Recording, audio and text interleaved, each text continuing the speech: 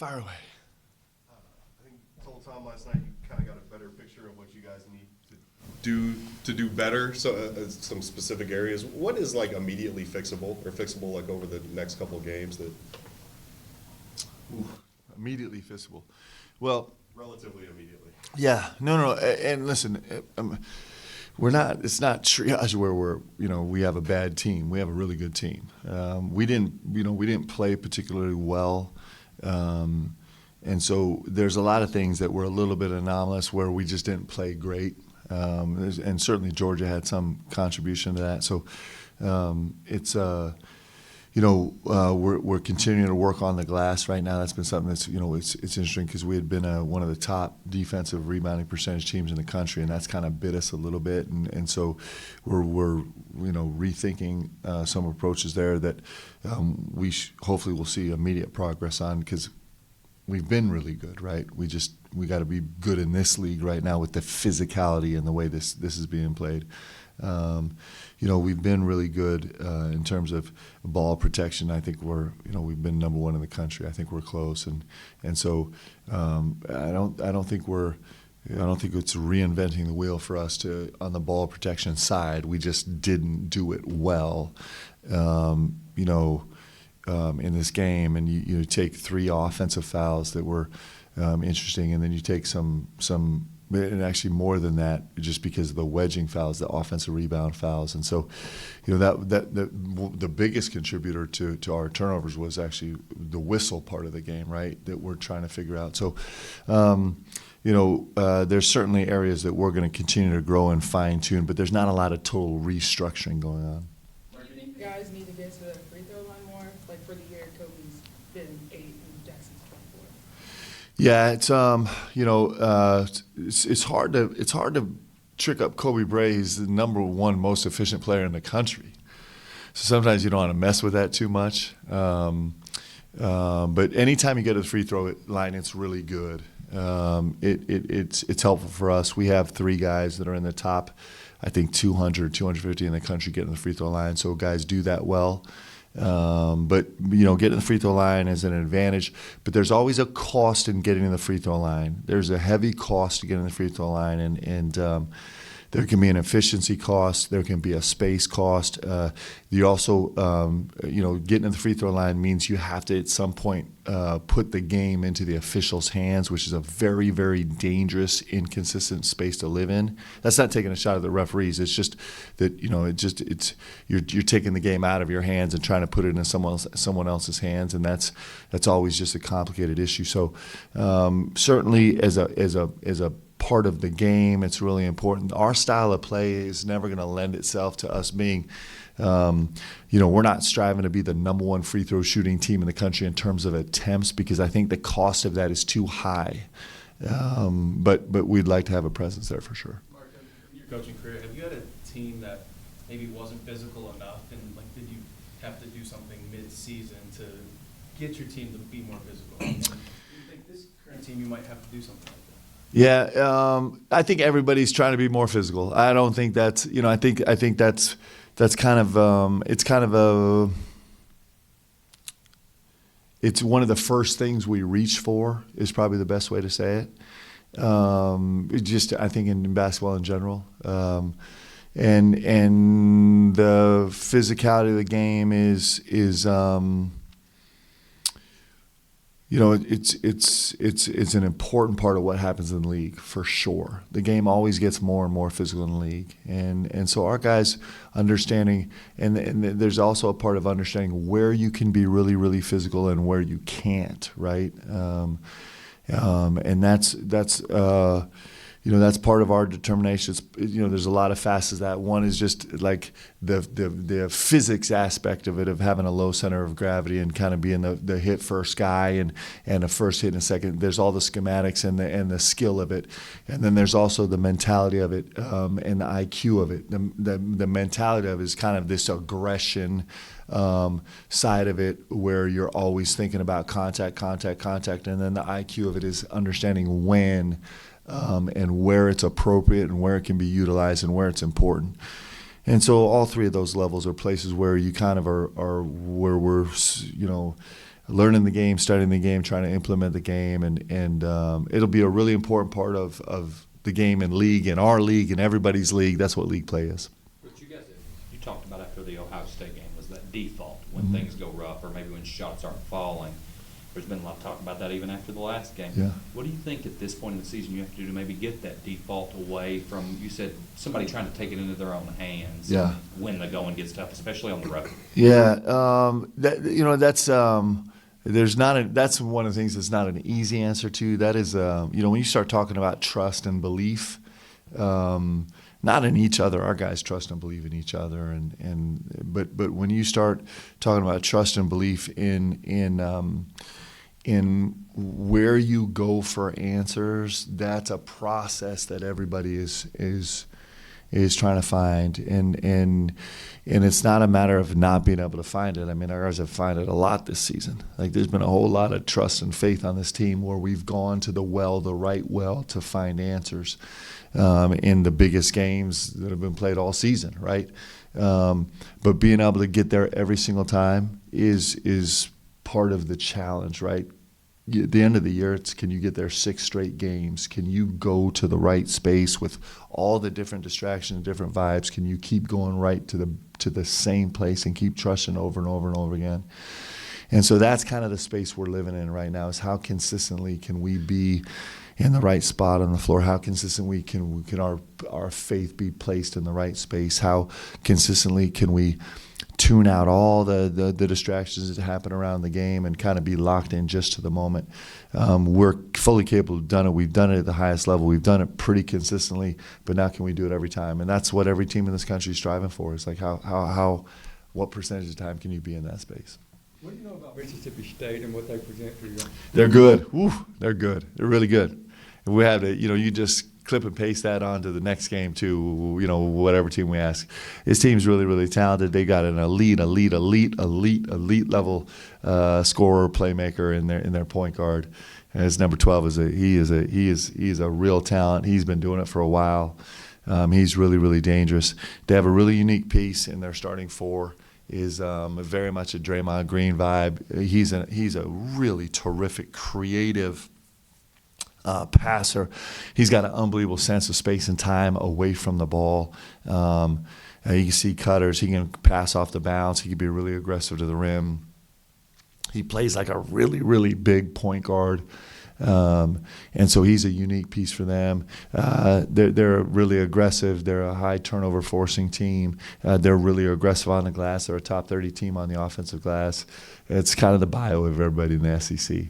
I know Coach Jans really well. He's a terrific coach. He's done a great job, and so it'll be in a venue that's going to be a terrific spirited venue. So it'll be a great challenge for us. Mark, as a coach, there's consistency in the 3 losses that you guys have had. Is that easier to coach and say, hey, this is what we have to work on, or is that harder because it's more potentially like a habit that they, I know Dylan said they fall into, Yeah. but that consistency, is that something you're worried about, or is that easily fixable? Well, we love trends as coaches, right? You love trends because trends are easy to attack. And there have been some trends in the 3 losses, but the trends get a little bit more murky when you include the wins, because some of the same things have happened in the wins, right? So that's when it gets really interesting. But yes, for sure, we love trends. I love all the trends except for any trend that has to do with L's, right? So, but that's what you do. Like, we're pattern seekers. You want to go find patterns. You want to go things that rear their heads more than once, because those are easy to. They're more tangible, and they're more easy to address for sure. Like, because it gives you something that's, like I said, that's tangible that you can really focus on. And so, we love those, and we also love taking things. There's tangible things that we're doing well through wins and losses too, that we need to hold on to, and that's kind of the magical cocktail of it. But for sure, yes. About physicality, you are a physical player. Is that an attitude or a skill? Can that be taught? Yeah, it's all. I'm going to try and kind of go back to what I said. So for sure, there's an attitude and aggressiveness to it.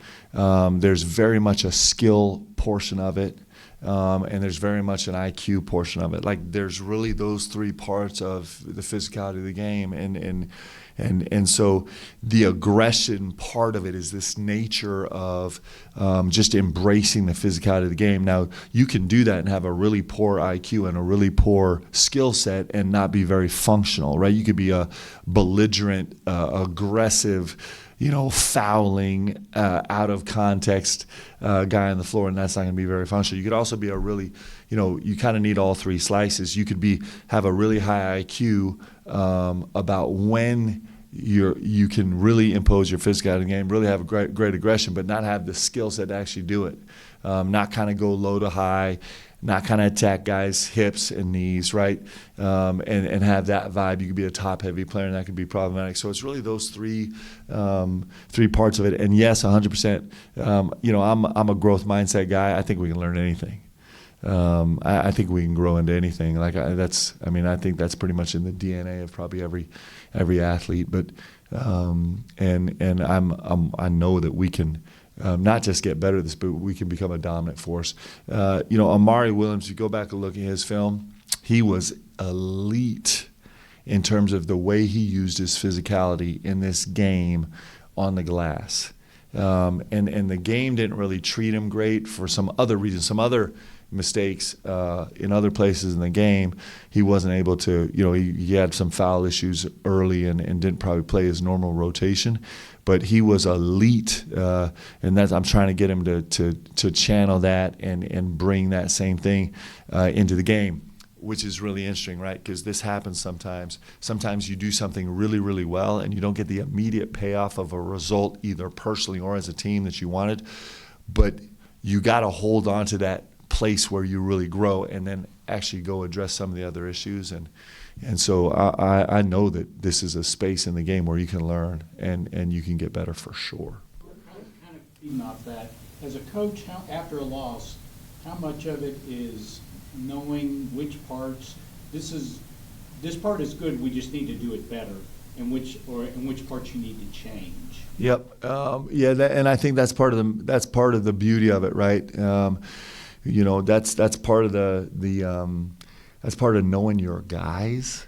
It's part of knowing your locker room. It's part of knowing your team. It's part of having an understanding of the league, understanding the competition, and that's also an art form because it's just there's so many variables, right? So variables are always changing, but you're needling exactly the right space about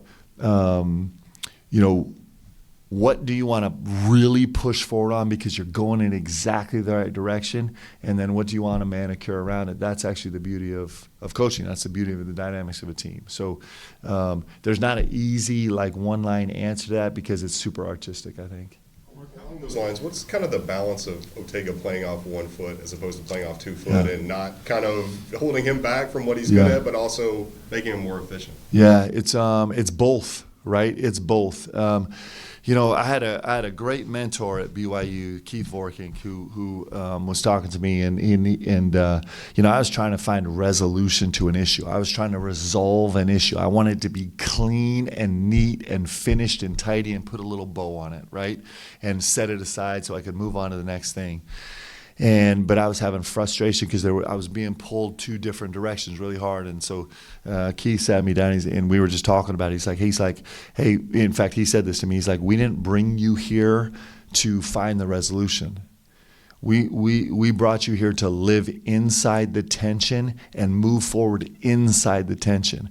And so what we want as human beings is we want this satisfactory, tied up in a neat little bow so we can move on to the next thing. But actually, when you're trying to do things at an amazingly high level and you're really, really digging into the details, you actually probably don't want to swing too wide either way because you're going to lose some of the magic of it. So your question is really good. And the truth is that with Ortega, we're going to bounce back and forth and back and forth and back and forth. We're going to kind of fight ourselves to try and what we're going to try and do is we're kind of bouncing between 2 walls, and we're not going to go stick to one wall that's always universally this is 100% the answer, or not swing wide where this is always universally 100% the answer. What we're trying to do to get visual with you is we're trying to like just narrow these parameters where we're still going to bounce between the two walls, but our accuracy is going to become a little bit more higher percentage, if that makes sense. So there's times when Ortega has got an angle and where he's got to go finish off 1 foot, and he's actually made some great plays against Georgia. There's some times when he races in there and he makes a play off 1 foot. It's like, oh, this was a hard one. We should have that one back. And so that's the decision-making process. If we could, the game would lose some beauty if you could forecast it 100% of the time. It's making live reads, and he's actually getting better and better at it. He's still, he's still in the top 7 percentile as the most efficient players in the country. He's more efficient than he's ever been before by far, and that's not because he's only landed on one side hyperbolically, but it's because he's narrowing the two walls, still bouncing up against them. There's still going to be some things like, oh, I wish I could take that one back. But, that's what essentially playing off 2 feet helps you do, is it gives you longer to make a decision. But he's also really explosive. He can make plays off 1 foot, and the right answer is making the right decision between those two things more often, and he's doing a good job making progress there. Super cool, actually, but very frustrating. It's like growth is. How important is it, and how much do you guys emphasize maintaining positive body language, especially when shots aren't falling or there's a call the guys are not in love with? Yeah, I give my guys like a B-ish in terms of us coming fresh. We talked about it all game in the second half. Can we come back to the next play fully fresh, fully engaged, full heart, right, clear mind? And that is a challenge for every single athlete. Like that's one of the great challenges that you face in athletics. And I thought our guys were good. We just finished another film session with our guys, and one of the best plays of the whole game for us was 1:03 left in the game, and things are, it's just been a mounting frustration after frustration after frustration. And Ortega, gets to the rim and has a layup and then has a tip and misses them both and ends up on the floor and the ball's out of bounds. And Brandon Garrison, young, beautiful Brandon Garrison, runs all the way from outside the three-point line, sprints across the floor to pick him up with the 1:03. With all the hard, bad stuff going on, those are the moments where you're like, okay, let's go. Like this is the stuff that you build off of, that you continue to, those are the things where you hold on to. You're like, okay, like the ingredients are there. We just are going to play better. We'll play better. We'll execute better. We'll have less little holes. We'll be more consistent with being in the right spot at the right time. But when you have guys that at least show signs of being able to dance with frustration and then kind of kick it out where they can still think about something just besides being lost in their own head at all the frustration. That doesn't guarantee you wins, but it gives you a feel of like, okay, you know what? Like this was a really brutal night for us, and there's going to probably be some more as we go ahead. But like we got to keep building trajectory-wise, and with moments like that, you can. What do you remember about Starkville? I actually remember very little. I remember Eric Dampier, who was a terrific pro and a terrific college player, and I remember who was the really explosive. His name escaping me right now. Dante Jones, of course. I remember Dante Jones. I remember going to Starkville and having a big win, a really physical game, I remember the vibe in the gym was electric, like it usually is there, and I remember high level competition. It was fun that year. Both of us were in the Final Four. Dante had 9 turnovers in the regular season. But then he blew us up in the SEC championship, man. He lost his mind. Him and everybody else on the team, and we had walk-ons making 1 foot runners, from 17 feet. That's why this game is so beautiful. And it is beautiful. And, when you do it right, when you're built the right way, I forcibly went to trying to remember our game at Mississippi State, which I remember somewhat that we won. But like all the stories I tell are from the SEC championship when we lost to Mississippi State. And that's how you build a season. Like that's what it is. And it's the same with fans. Like, our run in '96 in the NCAA tournament was probably more special to our fans because we'd been through it together also. Like, if you ask me about that season, I remember a lot of games, but I really remember UMass, the second game of the season.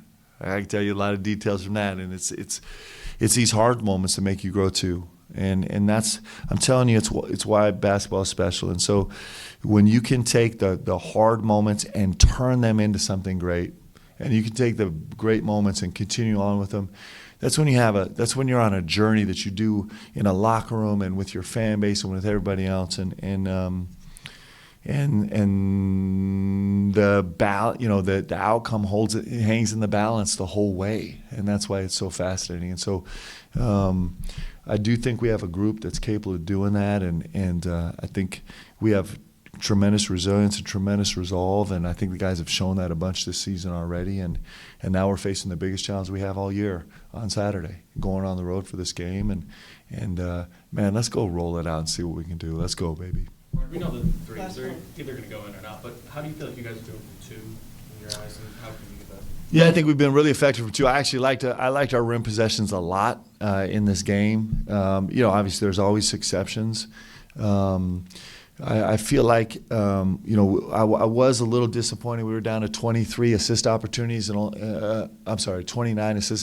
only 23 high-value assist opportunities, and so those numbers are low for us. And in our top 100 games, we've been 36 plus in assist opportunities. So we were almost a decade short of that, almost 10 shy. And so that's a space where we would like to fight to be incredibly consistent. Average out, we're close to 40 is how we've been for the season, and so that's a nuanced conversation. Back to your point earlier about getting to the free throw line. Part of the cost to getting the free throw line is that it can take away some of this assist opportunities. That actually makes us really dangerous and makes us really beautiful offensively, beautifully dangerous offensively, and so there's a balance there, right? The assist turnovers, like two. Yep. But you only had the assists, the 13 Yeah. turnovers. Is that just not threes not falling, or is there something in two? Well, the 14 turnovers is a little bit of an anomaly for us this season, and that was very, very distressing. And also the assist was very, very distressing. So way to hit on a really, really sore point, man. Just break my heart right here. We just bring that up again. Let's have you next time we come in. You have a T-shirt that's like 814. I'm kidding, but.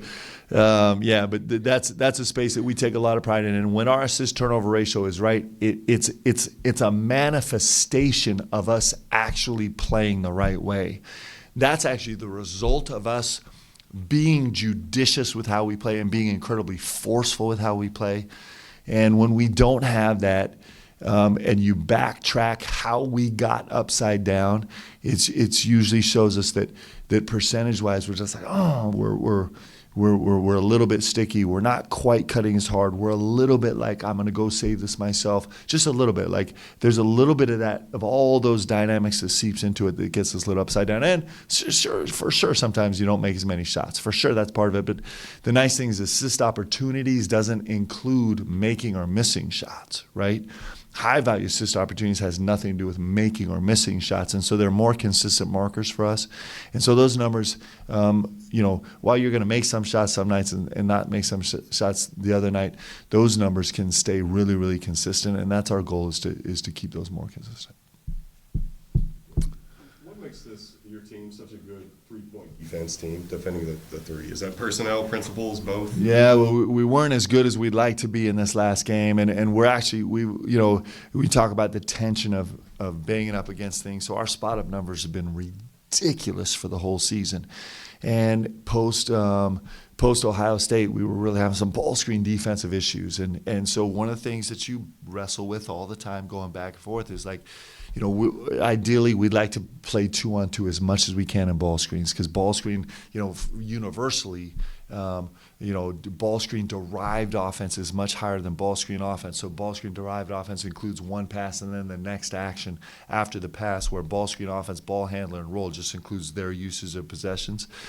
And so philosophically, like that's a way we've wanted to play. And so, we got up to that game in late December, and we're like, man, our spot up numbers are insanely good. We're on top team in the country in guarding spot up, which is spot up is any possession that's played against a closeout. So it could be a shot, it could be a drive, it's anything there. And our ball screen, ball handler defense was just okay, but points per possession wise, it's much lower traditionally than a spot up percentage. And our roll percentage was a little higher than we like, but usage wise, it was pretty low. So all those numbers worked out. And then we started to feel some vulnerability in our ball screen defense where we really got cooked one night.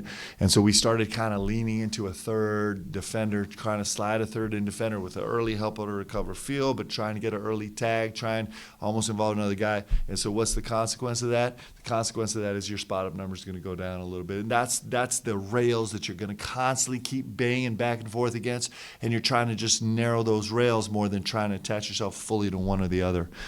And so our spot up defense has been really good because included in that is our catch shoot 3-point percentage has been really good. Partly because there's always anomalous good fortune, but partly because we've been incredibly devoted to it, and we've maybe swung just a little bit wide on being great there, and we've paid some consequences. But we're going to keep knocking back and forth against those walls and hopefully narrow the walls. But that's a long-winded answer to your question. Well, you're not leaving the corner open too, right? When the third one's shading, right? Well, it could be anywhere. It could be anywhere. Sometimes it's a down week where the next pass is the pop guy, right? So it's the fun part of the game, right? It's the part of the game where this game would be super easy, and you guys all know, I'm not telling you anything this game would be super easy if you could just say, hey, we're going to do this and this and this and this and this and this 100% of the time, but then we'd all be bored and none of us would be here. And so it's a really fun, like data-driven, nuanced, field-driven part of the game that's fun, and we have a group that's really invested in kind of like we want to explore this game, man, and we want to know this game and learn this game, and our guys are well on the way of trying to do that. Thanks, guys. Have a great